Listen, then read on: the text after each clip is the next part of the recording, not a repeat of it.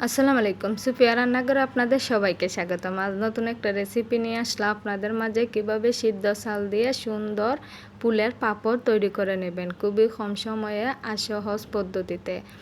সিদ্ধ চাল 2-3 ঘন্টা ভিজিয়ে রেখে দেবেন, রেখে দিয়ে ফাটাতে পিষে নিতে পারেন, তারপরে ব্লেন্ডার করে নিতে পারেন, নিয়ে এই পাঁপড়টা তৈরি করতে পারেন। এই পাঁপড়টা দেখতে যতটা সুন্দর তার চেয়ে খেতে আরও বেশি টেস্টি। আর সামান্য পরিমাণ ব্যাটারের মধ্যে লবণ দিয়ে দিছি আমি, দিয়া খাবার হলুদ একটু পরিমাণ অর্ধেক ব্যাটারের মধ্যে আমি অ্যাড করে দিছি, আর অর্ধেক ব্যাটার সাদা রেখে দিছি। ব্যাটারের মধ্যে কোনো পানি টানি দিই নাই, বাটার সময় যে পানি ছিল সে পানি দিয়ে আমি ব্যাটারটাকে তৈরি করে নিছি। আমি একটা বিস্কিটের ফলি ব্যাগের ভিতরে ব্যাটারটারে বইরে নিছি, নিয়ে ছোট্ট একটা খেঁচি দিয়ে ছিদ্র হুইরা নিছি, ছোট্ট করে ছিদ্রটা করে নেবেন। আর আমাদের এখানে কলা পাতার সুবিধা নাই, তাই আমি একটা ফলি ব্যাগের মধ্যেই তেল মাখিয়ে এই পাঁপড়টা দিয়ে দিতেছি। তেল মাখিয়ে দিলে একটু তাড়াতাড়ি উঠে যায়, এমনিও উঠে যায়, তারপর তেল মাখিয়ে দিলে সবচেয়ে বেশি ভালো হয়।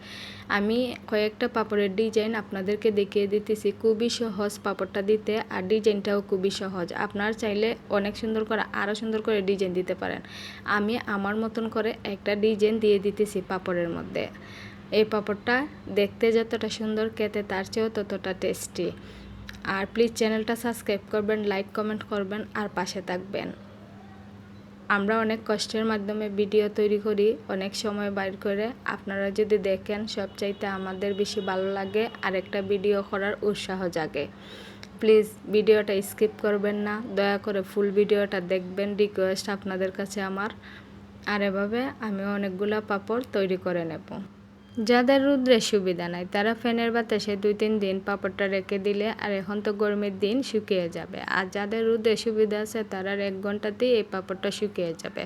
পাঁপড়টাও অল্প তেলের মধ্যে ভেজে নিতে পারবেন, খুব ফুলে ফুলে উঠবে আর মুখে দিলে মিলিয়ে যাবে। পাঁপড়টা খেতে কিন্তু খুবই মজা, আর চাউলের পাঁপড়ের স্বাদটাই আলাদা থাকে। এই পাঁপড়টা টেস্টি কিন্তু অন্যরকম একটা স্বাদ পাওয়া যায়।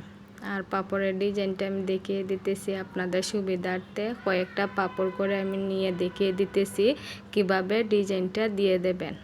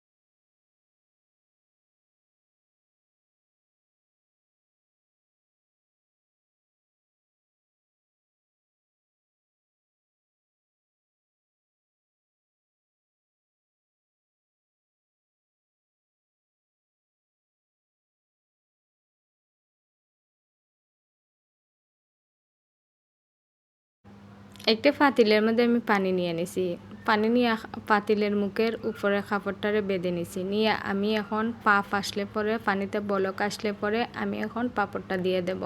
পাঁপড়টা দিয়ে দিলে পর 7-8 সেকেন্ড লাগে, পাঁপড়টা হয়ে যায়, খুবই তাড়াতাড়ি পাঁপড়টা হয়ে যায়, আর বেশি সময় লাগে না, খুবই কম সময়ের মধ্যে পাঁপড়টা তৈরি করে নিতে পারবেন।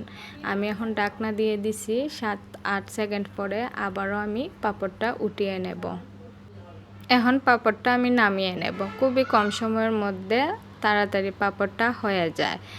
আর এই পাঁপড়টা দিতে খুবই কম সময় লাগে, বেশি সময় লাগে না। আর আমাদের কম বেশ সবাই এই পাঁপড়টা খেতে খুব বেশি ভালোবাসি, আর চাউলের পাঁপড়ের টেস্টটা আলাদাই আসে।